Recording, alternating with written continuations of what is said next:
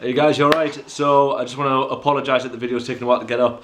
Unfortunately I was locked out of my canvas all today, which is Wednesday today, and normally I would pull the video from there, put it on the YouTube channel and put it onto the canvas and upload them. Like I say, I was locked out. I didn't get access until about 3:30, 4 o'clock, so by that time I was busy with meetings and whatnot. But as requested by most of you, your ferret video is here. So just watch the whole video, take in what you can, make your notes. Task will be at the end. Any problems, as always, give me a message. And yeah, let's go through and meet them. Alright? Focus. Alright guys, so the first ferret we're going to meet, this is Lady. So Lady is a silver mitt ferret. We don't know much about her. Unfortunately, she is a rescue. And she was taken from a breeder who bred her with her son. She was very malnourished when we got her. And we've kind of built her up and we've made her how she is. So Lady is a female, which in ferret terms is a Jill. You can see she's very calm, very relaxed. They're very fidgety though. And you hold them up like this, give her a nice stroke. You see, she's absolutely fine. Boop. Oh, I shouldn't do it. Normally they grab your hand. Yeah. So I'm just going to put her down and let her have a run around. I'll tell you a little bit about her. So, you see, she's nice soft coat. Okay, so ferrets are actually the domesticated form of the polecat. And they are part of the mustelid family. If anyone knows what mustelids are, great. For those of you that don't know, it is stoats, otters, weasels. Hello you, she wants to play. Off she goes. It's very hoppy and bouncy. Their Latin name is, let me have a look, Mustela putorius furo, which translates to smelly mouse-eating thief, I think it is. And the word smelly is correct because they do have a bit of a musky smell to them. Mainly the males. Lady certainly doesn't smell bad. She's a girl though, they tend not to smell as bad as the males, okay, and that's because they have scent glands across the whole body and they give off a bit of a musky odour, but we'll talk about that in a little bit more detail in a second.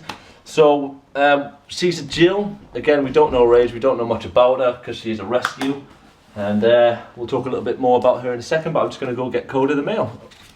Okay, so we've met Lady briefly, and this is Koda. Now you can see the difference in size. So Koda is a male and we call that a hob. You see he's absolutely huge. You see that yawn? That means he's relaxed and he's complacent. Hey buddy. You see very calm, very, very chill. Now males tend to be quite calm compared to the females. They tend to be a bit more erratic. You can see she's off doing her own thing and he's quite happy to just kind of hang around and just do his own thing, okay? So gonna put him down, let him run away. Again, he's from the rescue as well. Okay, he was actually born there though, so he was a vasectomy that didn't work. And he's about 1 now, just over 1 I think he is. So he's very young, so he's still a baby. You call a baby ferret a kit. So the ferrets actually at East Durham, they're still very young, so they will be kits. So that's why they're a little bit erratic and you know, they're quite a bit nibbly and stuff at the minute because they're still learning their manners and whatnot. But you can see he's very playful and he wants to see everything as he's going, alright? They're crepuscular by nature, so really they're up when the kind of light's going down between dusk and dawn. Obviously we kind of change that, they're up when we're up, so they're kind of, you know, they're up in the daytime a lot as well. And yeah, so that's them introduced. I'm going to go get one of them, we'll go over a bit more information and yeah, we'll see how it goes. Okay guys, so we're just going to talk a little bit about keeping ferrets and their upkeep and the general day-to-day maintenance, the tasks. As you can see, Lady's drinking some oil here. It's the only way I could keep them to stay still. Now ferrets, when you keep them, they are naturally very inquisitive. You can see Koda's off before. Ladies went down the stairs earlier. Hey, don't bite it. So when you keep them, you need to make sure that your house and their enclosure is absolutely ferret proof, and by that I mean you have to make sure that they cannot get out. So Lady was once staying at somebody's house, one of our friends, and she actually managed to get under the floor and he had to pull his entire floor up, alright? So you need to make sure that where you keep them, they can't pull anything up, they can't chew into anything, because they will get out. Rabbit hutches are not good enclosures for ferrets because they will get out. They scratch, they bite, they chew, they can dig very well. I'll show you actually, you can see on their paws, okay? They do have quite long claws, they do dig very well. Okay, and they are very strong for their size, which people don't understand, they don't realise that, okay? Just get Koda back 1 second. Come on. Come on, big guy. Okay. So what I'm using to keep them still here is ferret oil. It's kind of salmon oil, fish oils, a little bit of sunflower oil in it. Okay, and you can buy this quite cheaply at shops, but we get ours from the Ferret Trust in Sunderland. You can see they absolutely love it. Okay, so when you're working with ferrets, you got to handle them a lot from a very young age, because they can get very nippy and bitey, and they can get very scared very quick. Now a scared ferret is very easy to notice. It will hiss, it will show teeth, and its heckles will be up. Okay, a ferret that is calm and relaxed, I said it before, they will yawn. See if you'll do it. Are you going to yawn? He's just licking his lips, he's okay. But when they yawn, that just means that they're content and they're happy with what's going on, and they're relaxed and they're easy going. Okay, sorry, lady's trying to dig under me. Come here. Oh, here we go, playtime. So, like I said, ferrets are very, very active, naturally curious with things, so you need to give them lots of enrichment. Ferrets will get stereotypical behaviour very quickly if you don't handle them, if you don't work with them, if you don't give them lots of things to do. Stereotypical behaviours can include stuff like chewing themselves quite a lot, over grooming, pacing at their enclosure at the doors, a number of different things. Okay, so you need to make sure that they have lots of toys. They love tunnels, absolutely love them. Off they go. Shoes, they like to get into shoes. Rubber things that they can chew, but you got to be careful because they will eat stuff as well. So they can eat things and they can become obstructed very quickly. I'm just going to go back and get them, and then we'll keep going. Alright, so mentioned about using the oil before to get them where you want. Next I'm going to use some multivitamin ferret paste. Now some people aren't great with this, but I actually love it. Makes it very easy to handle them. Some ferrets aren't a fan, but I know ours are. And I was talking about stereotypical behaviours before, and actually that leads on nicely. Come on, there's your paste. There we go. Leads on nicely to why we have Koda, because Lady was a single ferret. She didn't get along with other animals, and she started to show stereotypical behaviours in her enclosure, and she started to pace by the doors. So what we did is we actually took her to the ferret rescue and let her pick her own friend, and she picked him. She started grooming inside his ears and licking his backside, which meant that she was taking care of him. So that's why we brought him home, and then we rehomed him. And I did mention about males having a bit of a smell. So Koda is neutered, so he doesn't smell bad. Okay. When we didn't have him neutered, he did have a musky odour to him, but it wasn't as bad. People give them a bad rap. They're not terrible. Okay. I'm sure if you go in and smell our boys, you'll be able to notice that there is a bit of a musky smell, but it's not the worst thing in the world, especially when they're outdoor ferrets. Okay. So if you have them indoor, I would definitely recommend neutering them, and because their adrenal glands create this musky odour. Okay. So, we mentioned just a little bit about my ferrets. We mentioned the Latin name, which was Mustela putorius furo, which was smelly thieving weasel, smelly mouse-eating thief or something along those lines. And a male is a hob and a female is a Jill. Now, it's worth mentioning what I say about Jill as well. If you get a Jill, you have to do something called they have to have a Jill jab every now and then when it comes to breeding seasons, or you can get them spayed. If you do not get them spayed, they must have a Jill jab, or else they can become very sick because their hormones come out of whack. They don't build up, they can't regulate themselves correctly, and they can become very, very ill from it. So that is something worth noting. Or you can manually stimulate them by taking a cotton bud and obviously replicating what a male would do with her, and that can sort out the hormones and things as well. And that is something that a lot of people don't actually realise when they're working with ferrets, when they get them, especially if they get a female. Males, again, as well, I mentioned, they tend to be a lot more relaxed and a lot more chill than the females. Okay. So what we're going to move on to next is colours and health check. We'll use Koda for the health check, and then I'll show you how to restrain ferrets using the claw technique, because I can do that with Lady, but I can't with Koda because he's absolutely massive. So I'll just go grab them again. We'll come back and I'll show you that. You see, they're always off. So I'll go get Koda again. Okay, so I've got him back. That's the dog, sorry. That's now the Latin Mustela putorius furo. Okay, smelly, thieving weasel. That's roughly what the Latin means. Okay, so we're going to do a health check. All right, so first we're going to check his gait. Now we've already seen him running around, so we know that he's fine running about. Hello, lady. So we know he's absolutely fine running around, and his behaviour is fine as well. So the next thing we're going to move on to is obviously we're going to look at his nose, because they've got very good sense of smell but poor eyesight. So I'm just going to hold him up. What's that? There we go. Much like a dog, I'm supporting him, you can see as well, even though I'm holding him, I've got him supported now. I'm going to touch his nose, cold and moist, just like a dog should be. That's excellent. Okay, next I'm going to move on to his eyes. So I'm just going to give him a little bit more of this, and you can see on the eyes that side, nice, bright, nothing stuck in there, no discharge, very active. You can see he's looking at everything, and it doesn't look like it's got a glazed over kind of look. Now that's important because ferrets will get a very glazed over look when they're in pain, or if they have a disease or anything wrong with them. Okay, nice and easy. Next, we're going to move to his ears, so you'll have a look inside. Give them a smell as well. Okay, one. Remember, always do both sides. So yes, he does smell musky because he is a male, but what we're looking for is like a cheesy smell. And you're looking inside as well to find any mites, which are little red dots. Now, ferrets are covered in a nice thick coat, so mites can find it quite hard to get to the skin. So actually, what we need to do is look inside because that's very thin, and you'll see little red mites running around, okay? Now next we're going to check his teeth and look inside his mouth. Ferrets are notorious for chewing things, biting things, getting into places where they shouldn't, and you know, swallowing stuff, okay? So, easiest way is to try and give him something that he loves. And then when he's doing it, oh, he's not going to do that now. So that didn't work there. So you see what I'm going to do now is I'm just going to restrain him. Okay, so I'm going to hold him up. I'm going to make sure he's supported. I'm going to come over and just open the mouth. There you go, nice and easy. And the other side, there we go.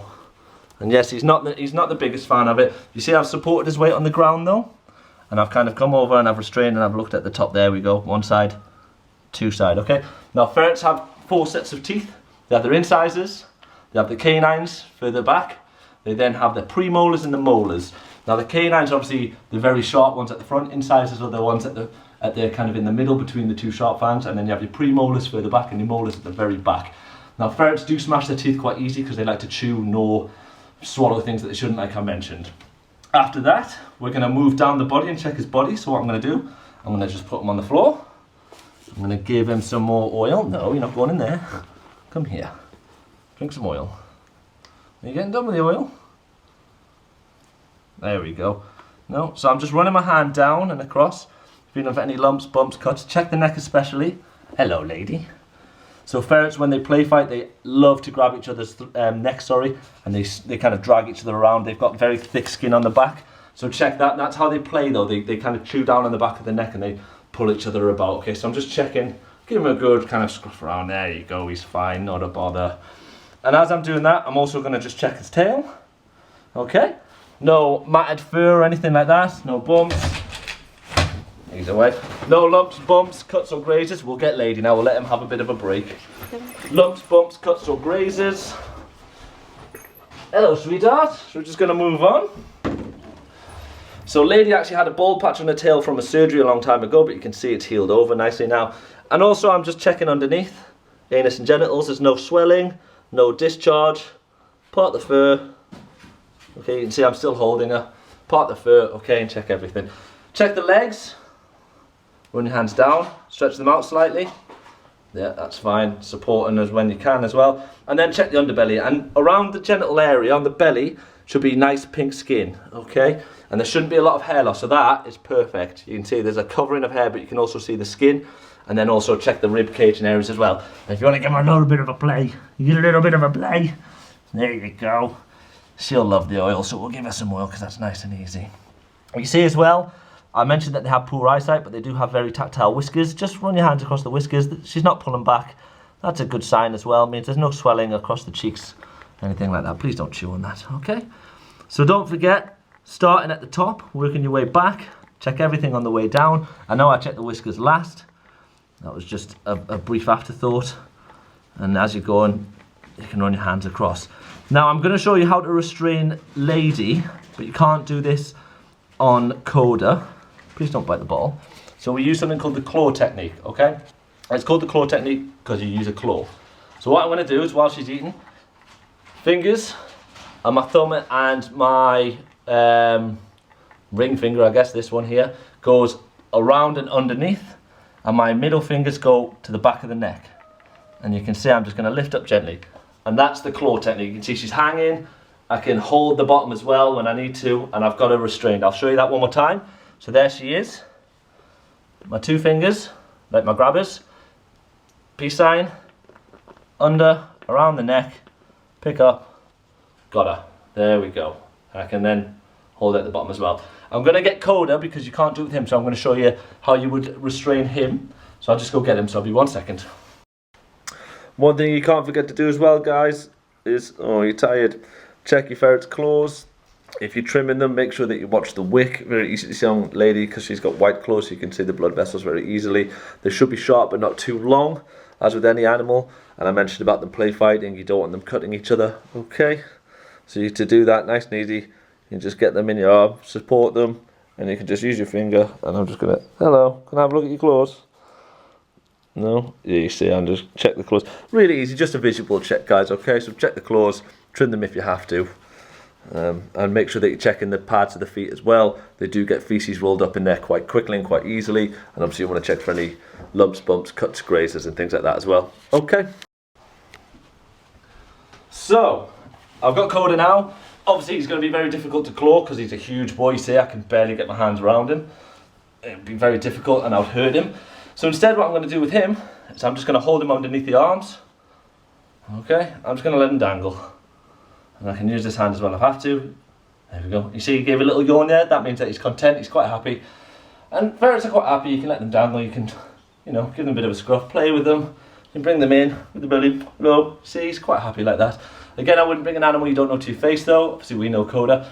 And a good point when you're letting them dangle, don't kind of grab them. You see I am supporting them and bringing them up slightly, but you never kind of twist them around or try and twist them about or anything like that, okay, if you can. Because you can damage the spine. So when you look at a ferret, they are very tube shape.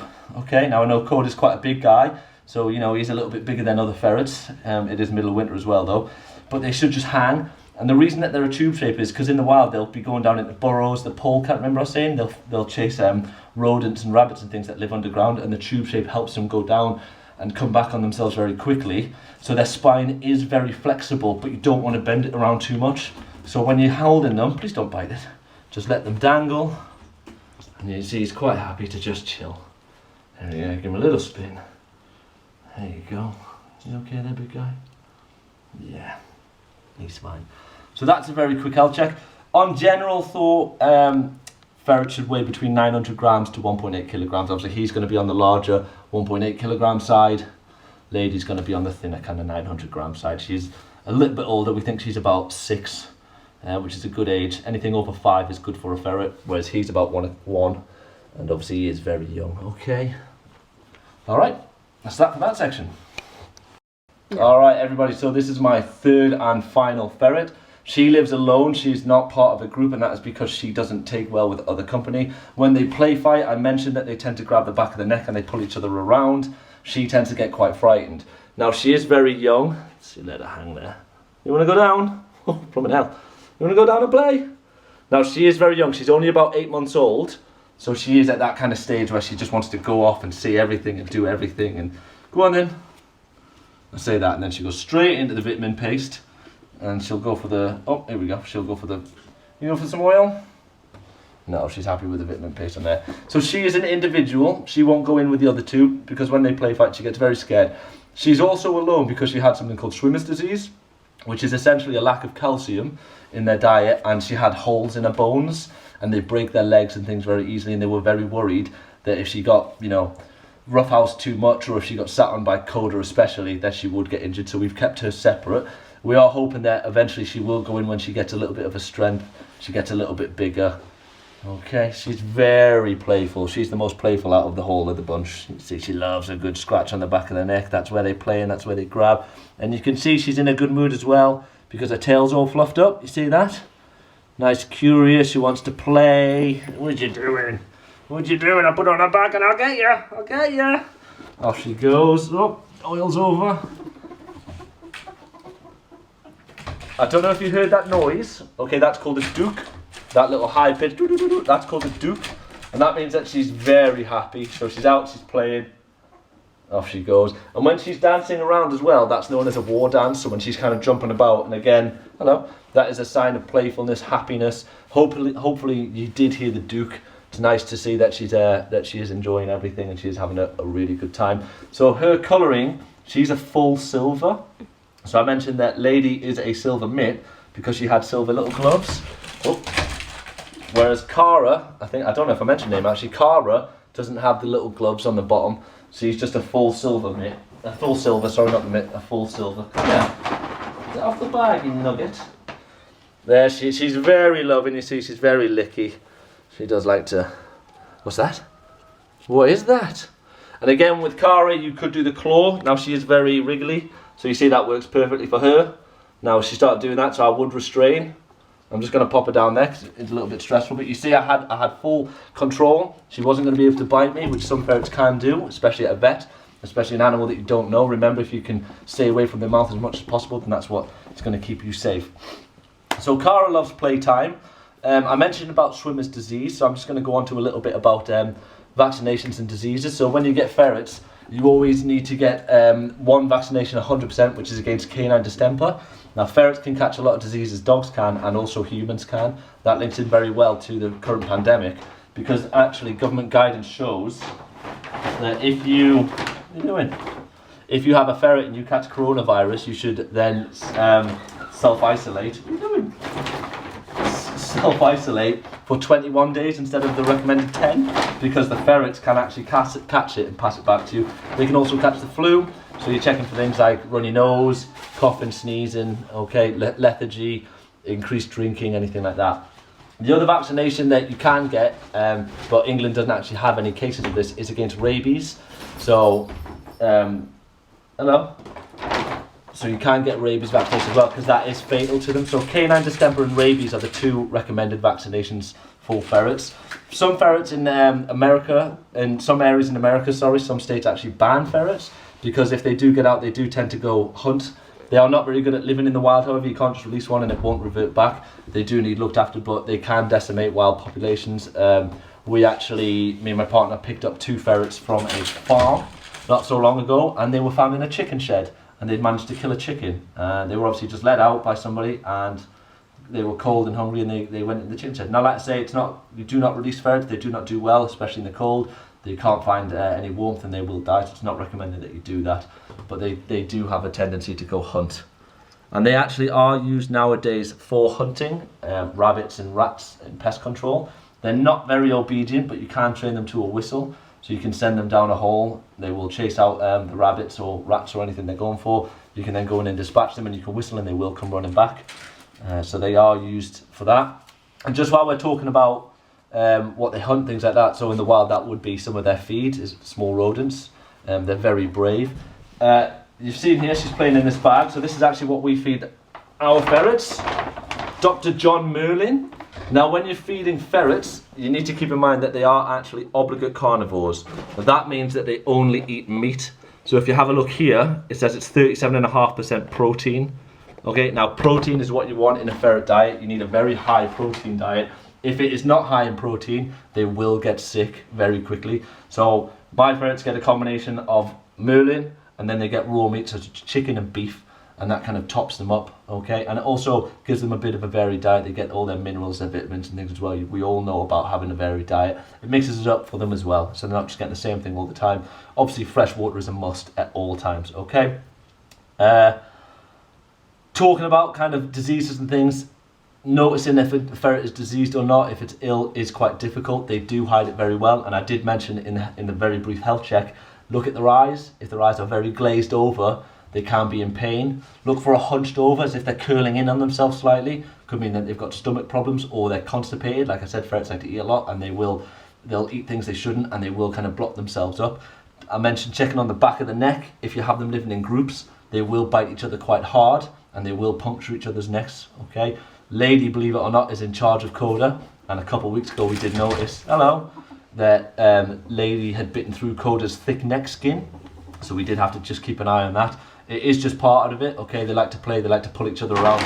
You will often just see Lady pulling Koda out the enclosure and around the house. It's just how they play, guys, and I think that's part of why Cara doesn't like being with them, because she's had swimmers, she is smaller. You can hear me. I think she does feel a little bit more vulnerable in that sense, okay? We're just going to talk a little bit about more common diseases in a second. Okay, I'm just going to get her sorted, so I'll be back in 1 minute. Hey, where are you going? Okay, so we've gone over quite a lot of information. Come here, drink this. Come here. I need you to sit still. Dook, dook, dook. So what we're going to go over now are just common issues with ferrets, okay? Now I mentioned that blockages, constipation, that's a big one, because ferrets will eat things like this. Okay, if you keep an eye on it, it's not so bad, it's okay. They do like to play with this. We can see it's still intact. It's got ferret paste all over it because they love to eat it off. And you can see that's fine. They will play with things like this. If you leave anything out though, they will start chewing it, they will eat it. Bottle tops, she actually got a top of one of these bottles, chewed it up, okay. Bags, you can see she was playing in the bag before. What are you doing? Hey, all right, so constipation and blockages, so make sure that your ferret is passing and it is defecating because it can be dangerous if they don't, okay. What are you doing? Oh, she's eating, okay. Respiratory infections, which is including COVID and coughs and flus. I said if you're listening to your ferret, you know the breathing rates. Little Duke. She's not sneezing, she's breathing fine. And ferrets should have about 30 to 40 breaths per minute. So if you are able to kind of measure that, then that's a good chance. Remember, if you're doing something for a minute, they'll split it into 15 seconds and times it by 4. To get an animal to stay still for a minute is actually very difficult. What are you doing? All right. Now, we'll talk about something that's a bit close to me, because insulinoma, which is tumours on the pancreas, and that's unfortunately how I lost my first ferret. So insulinoma, it's essentially a diabetic disease, and the body no longer controls blood sugar, and that is because on the animal's pancreas, lots of tumours start to develop, and unfortunately that is a killer. Now, signs of that, glazed eyes, we mentioned earlier, intake of water increases dramatically, they start to have fits, which, you know, they start really kind of going a bit crazy. And also they'll start to drag their back legs. So as soon as you see a ferret dragging its back legs, it's straight to the vet. All right, that's a big sign of insulinoma. And insulinoma really affects ferrets 5 and over.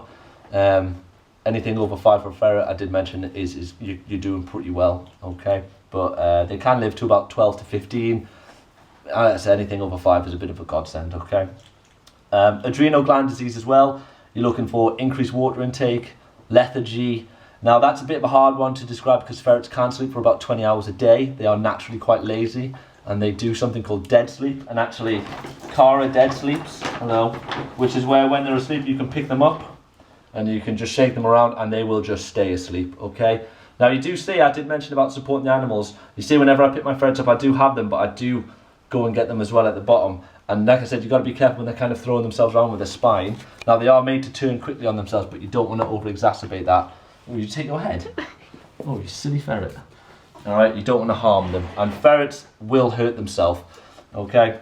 But adrenal gland disease, she's back in the food. Another way to check for adrenal gland disease, and this is a really big one, okay, is we mentioned on the health check, you have a look for the skin area, and that's a nice covering, but you can still see the skin. If this starts to go bald, this area, it's affecting their adrenal glands, and that is adrenal gland disease. And that's where the adrenal glands, they can't control themselves, they sweat more, they can't regulate themselves properly, and oils build up, and they get very sick quite quickly. They get dehydrated and things. So you're looking for this baldness around the patch, on the bottom especially, but that can occur anywhere over the, sorry, she just hit her head off the door this time, anywhere over the body as well. So adrenal gland disease.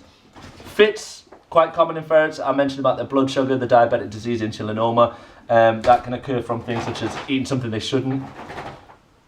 In your head. And then you're also looking for stuff just like fleas, ticks and worms, okay? Fleas will get on ferrets quite easily and they are quite difficult to get off. I did mention about looking for mites and things in the ears as well. It is quite difficult for fleas to get right down to the skin, but they will hold on to the coat because ferrets do have a thick coat. So once they're on, they will migrate down. So you just make sure that you kind of run your hand through and you're looking for the flea dirt, which is the feces of the dirt, which is essentially just dried blood. And then obviously you can get a small animal flea.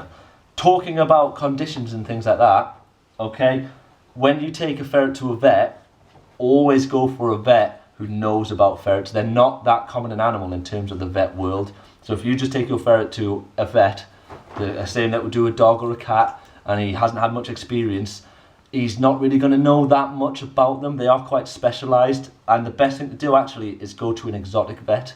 Now, obviously if you've got exotic vets near you, great, but I would recommend Googling and looking for one. For instance, we take our vets to Robson Prescott because we find they've got a lot of experience in exotic animals, and they actually have 2 vets there that work with ferrets and they're very good. We have been to other vets before and they say they don't have anyone that really with a lot of experience with ferrets. So, you know, try and find somebody that is experienced with them, and you're going to get, you know, you're going to get that better kind of service from them. Don't get me wrong, all vets do have a general idea of what they're doing. Obviously, they are very well qualified and they're very good at what they do. But yeah, you ideally want the best for the animal, don't you? So try and go with somebody who has worked with ferrets before.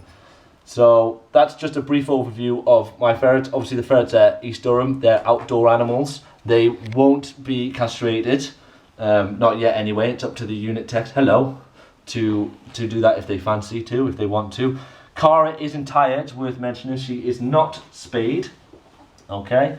And that's another reason why I think we don't want to put her in just yet, because we think maybe the smell she's giving off, the hormones, and obviously anything that she's, you know, putting out there. Maybe Koda might be picking up and getting a bit rough with her, but Lady might not enjoy that, being an older female as well. Now she will be getting the Jill jab when her first season comes through, as she's only 8 months. That won't be yet.